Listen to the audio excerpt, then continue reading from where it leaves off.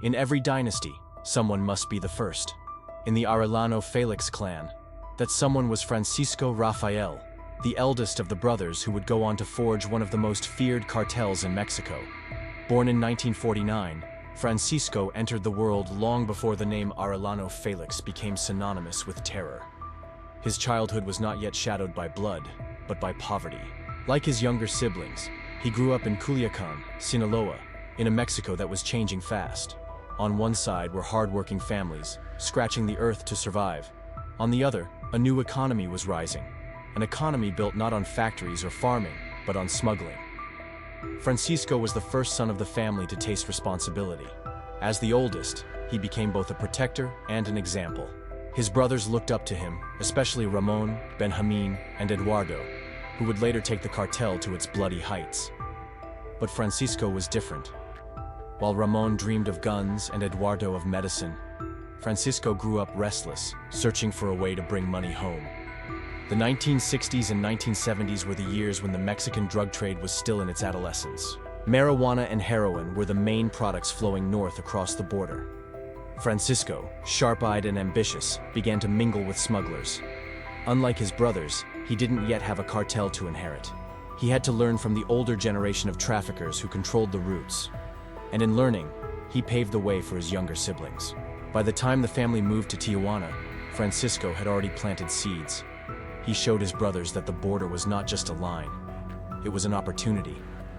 While he never had the ferocity of Ramon, nor the cold precision of Eduardo, Francisco carried something else, the weight of being first.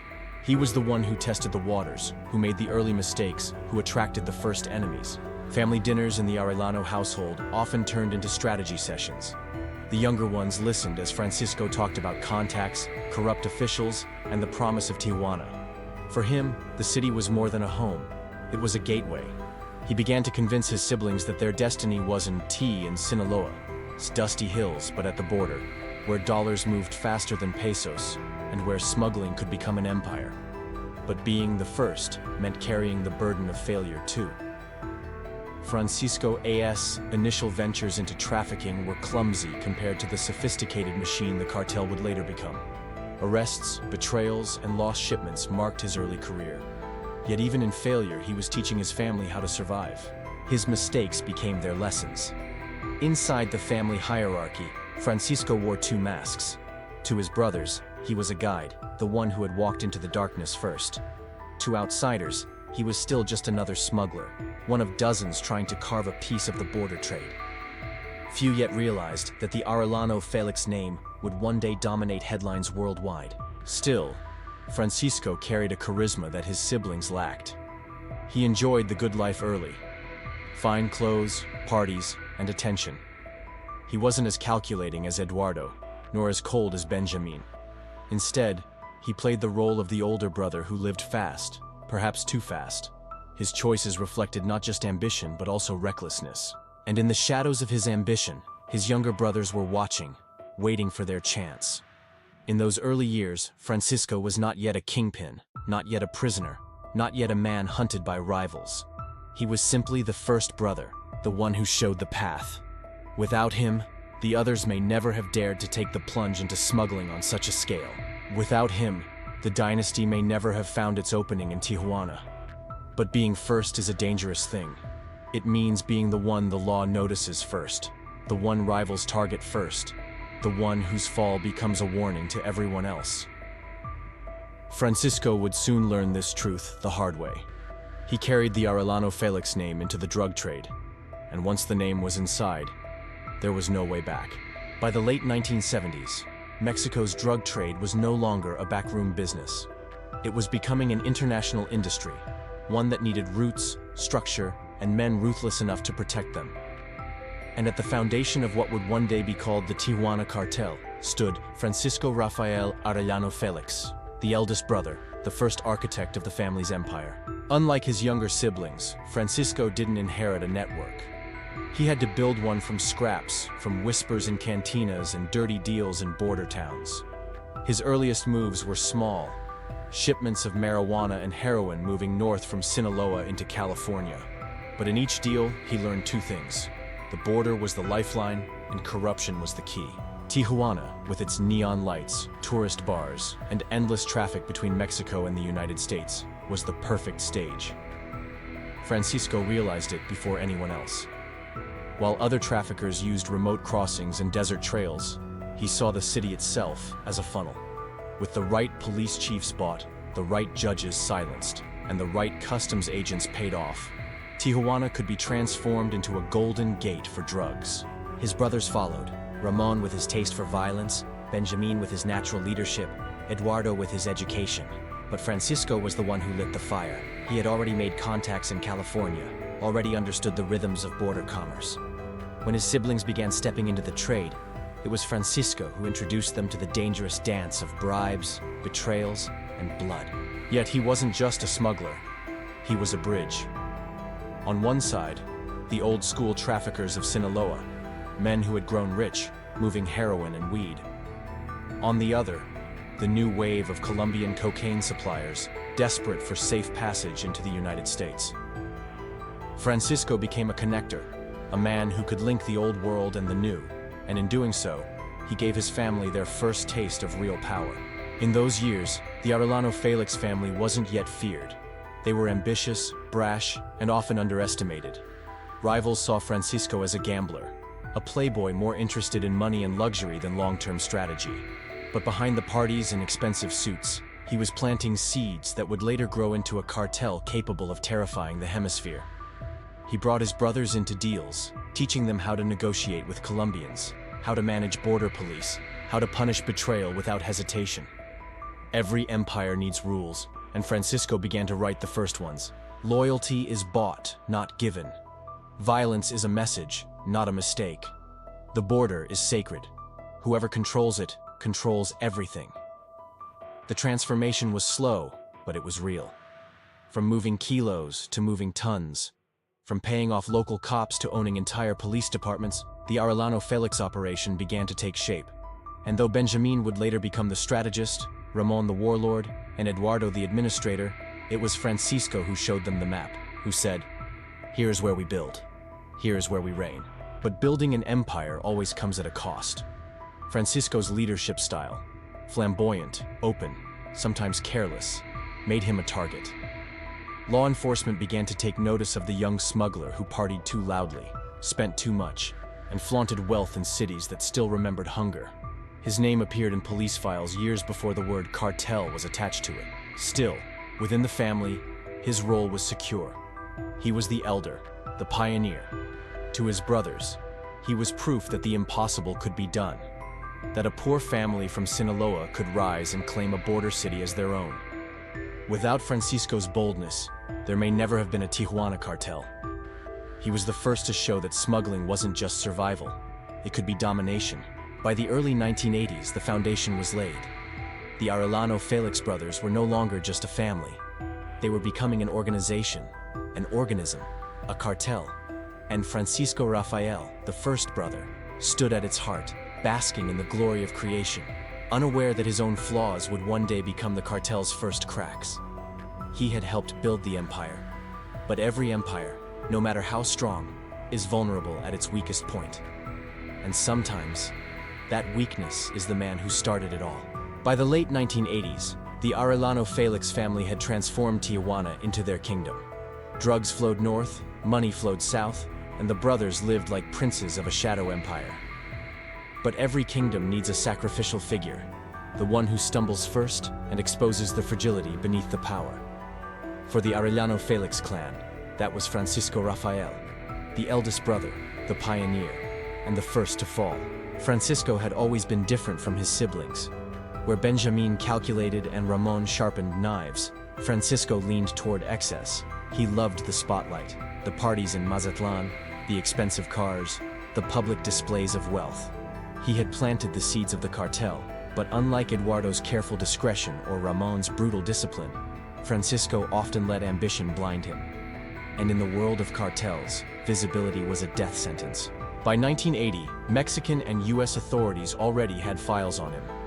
They noted his sudden riches, his ties to Colombian suppliers, his ability to move shipments through Tijuana with alarming ease. For years, he had managed to slip through cracks in the system, helped by bribes, by friends in uniform, by the confusion of a government too fractured to strike decisively. But cracks began to widen. The first serious blow came in 1980 when Francisco was arrested on drug-related charges. Though not yet infamous, he was one of the earliest Arellano Félix brothers to see the inside of a jail cell. It was a warning sign to his family. The eldest had drawn too much attention, and law enforcement was circling. Yet through influence, money, and manipulation, Francisco managed to regain some freedom, slipping back into the game.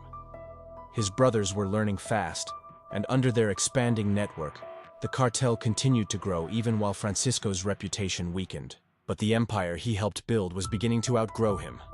By the early 1990s, Ramon had become the executioner, Eduardo the strategist, Benjamin the leader.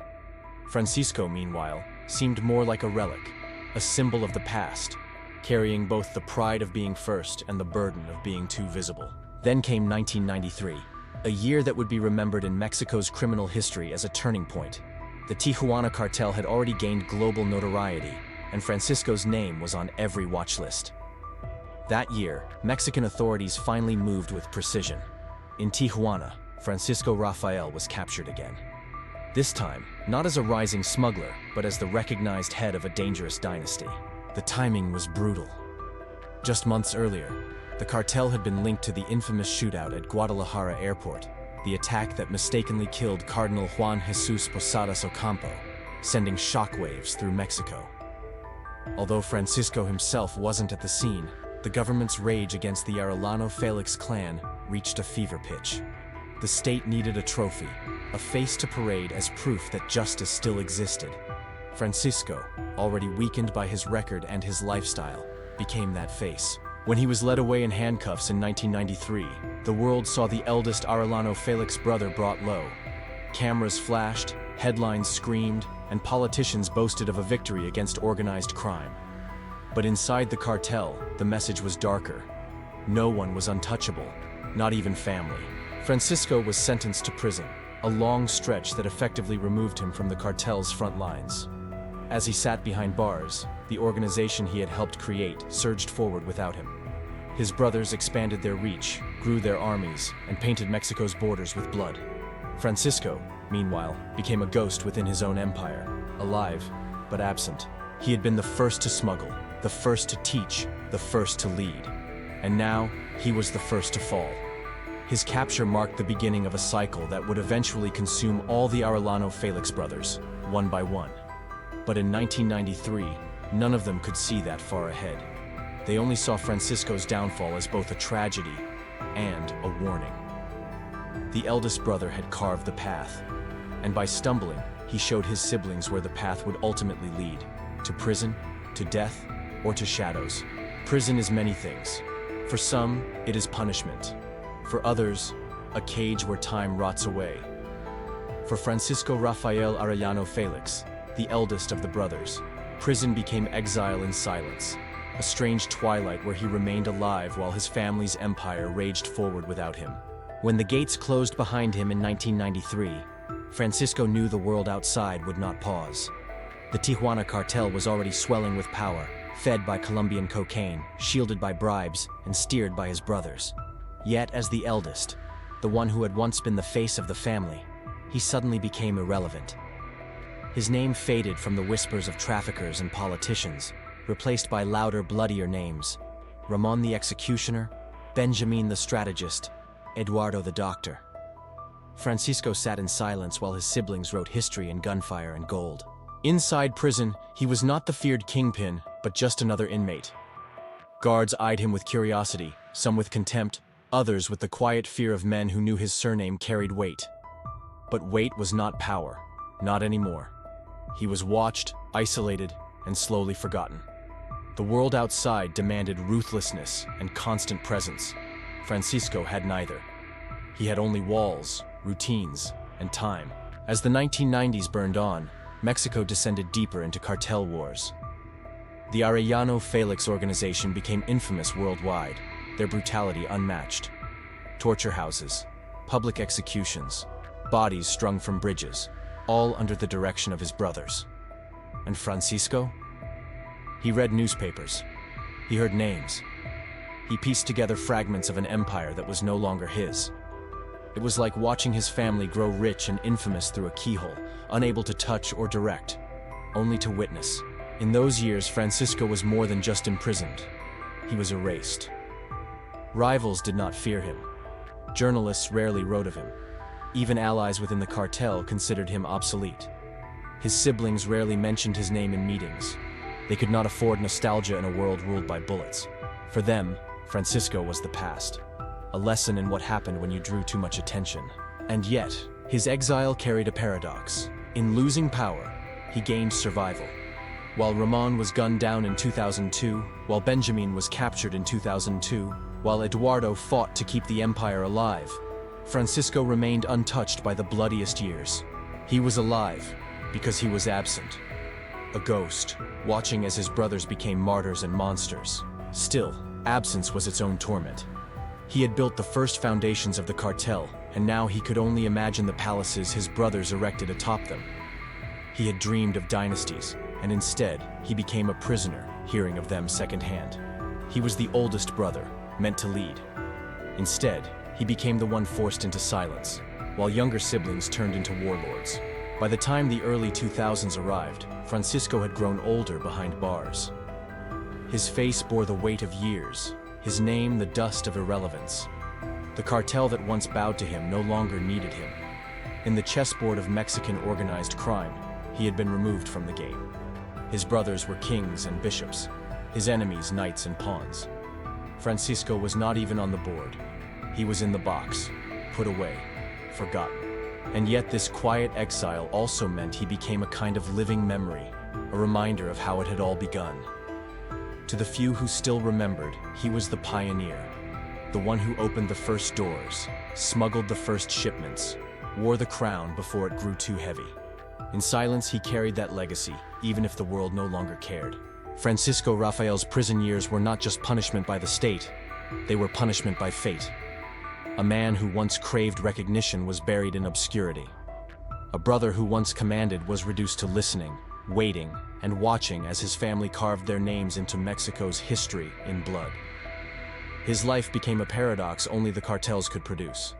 He survived by disappearing. He lived because he was forgotten. October 18, 2013, Los Cabos, Baja California Sur. A luxury beach resort, shimmering under the sun, filled with music, laughter, and the scent of expensive liquor. It was supposed to be a celebration. Francisco Rafael Arellano Félix, the eldest of the infamous brothers, was turning 63. Friends, family, and guests gathered to honor a man who had once been at the heart of Mexico's most feared cartel. But that night, his birthday became his funeral. The party was extravagant. Live music, dancing, fine dining. A reminder that despite his years in prison, Francisco still craved the glamour of power. He was no longer an active kingpin. His brothers had stolen that role long ago, and time had stripped him of influence. But he was still an Arellano Félix, a name that carried weight, and perhaps too much envy. Among the guests was a man dressed as a clown. Bright wig, painted face, oversized shoes. He looked like entertainment for the party, perhaps hired to amuse the children or bring comic relief to the gathering. In Mexico, clowns at parties were common, harmless, a sign of festivity. Nobody suspected that behind the mask lay death. As the music played, the clown moved closer. Francisco, smiling, enjoying his night, did not see the danger. And then the sound broke the air, gunshots, sharp and merciless. The clown pulled a pistol from his costume and fired point-blank into the eldest Arellano Félix brother. Chaos erupted. Guests screamed, tables overturned, music halted. Within seconds, Francisco collapsed, blood spilling across the floor where moments earlier there had been laughter. The killer escaped in the confusion. A clown melting into the night, leaving behind a scene that was part tragedy, part macabre theater. The symbolism was cruelly fitting. The eldest brother, who had once dreamed of being a ruler, cut down not by soldiers, not by rival capos in a grand battle, but by a man in a clown suit at his own birthday party. Rumors swirled immediately. Some whispered it was the Sinaloa cartel, erasing the last remnants of the Arellano Félix dynasty. Others believed it was revenge, an old debt, a betrayal long remembered. repaid in the cruelest way possible. Still others claimed it was a message, that in the world of cartels, there is no retirement, no safe return, no final peace. Even in old age, even at a birthday, death can come dressed in colors and laughter. For Francisco, it was the ultimate irony. He had survived exile in prison. He had lived through the bloody rise and fall of his brothers. He had grown old enough to see his family's empire crumble into dust. And yet, just when it seemed he might live out his last years in relative obscurity, the past came for him, masked as a clown, holding a gun. News of his death spread quickly. The image was unforgettable, a cartel elder slain by a clown. It became a headline that read like fiction, a grim punchline to a life spent in shadows and silence. In Tijuana and beyond, people whispered about it with a mix of horror and dark amusement. The eldest Arellano Félix brother, who once wore fine suits and commanded respect, died at the hands of a killer in face paint. In the end, Francisco Rafael's story closed not with dignity, but with spectacle. His murder was not just an act of revenge, but a performance, a theater of violence staged in front of family and friends. It was proof that in the narco world, death is not only inevitable, it is often staged as a message, a show for others to witness and fear. And so, the first brother, the eldest, the one who had once started the journey into crime, fell in the most surreal way imaginable. The clown's bullet became his final chapter. When history speaks of the Arellano Félix clan, the spotlight often falls on the notorious figures: Ramon with his appetite for blood, Benjamin the strategist, Eduardo the calculating doctor. They were the names that filled headlines, the ones who carved fear into the borderlands. Yet behind them, all stood Francisco Rafael, the eldest brother, the first to test the waters of crime, and the first to fall. His legacy is not measured in territory gained or in wars fought. Unlike Ramon, he was not remembered for unleashing waves of violence. Unlike Benjamin, he did not build the empire's intricate political scaffolding. Unlike Eduardo, he did not manage the finances with surgical precision. And yet, his role was foundational. He was the spark, the brother who introduced the family to the world of illicit power, who opened the door that his siblings would later storm through. But history is cruel. In the mythology of cartels, only the loudest survive. Francisco Rafael became the forgotten brother, a man who lived long enough to watch his younger siblings surpass him, dominate the stage, and eventually fall one by one in a blaze of blood and arrests. While they made themselves legends, feared and hated in equal measure, he slipped into the shadows, remembered only as a footnote, an exile of his own dynasty. His years in prison ensured that when the cartel was at its zenith, he was absent. He was not there to taste the full sweetness of power, nor to bear the full weight of its destruction. That absence defined his legacy. When his brothers were hunted, when their names were whispered like curses, Francisco seemed almost invisible. And yet, invisibility in the narco world is not freedom. It is merely a slower path to the same fate. The way he died shaped his legacy as much as the life he lived. To be killed by a clown at a birthday party was more than an execution. It was a symbol. It mocked him, stripped him of dignity, turned his death into a grotesque performance. While Ramon's death came in a firefight and Benjamin's in a courtroom, Francisco's came in absurdity. His end became a legend not because of what he had built, but because of the strangeness of how it was taken from him. And that is perhaps the essence of his legacy: the quiet, the forgotten, the ironic. He was not the most brutal, not the richest, not the smartest. He was the brother who began the story but was erased from its center. Yet, in his erasure lies a darker truth. Power in the narco world is fleeting. One day, you are the architect of an empire. The next, you are a memory, a name spoken only in whispers, or worse, in laughter at the absurdity of your fall. In Tijuana, some still remember him, not with the fear reserved for Ramon, not with the reluctant respect given to Benjamin, not with the cold awe tied to Eduardo.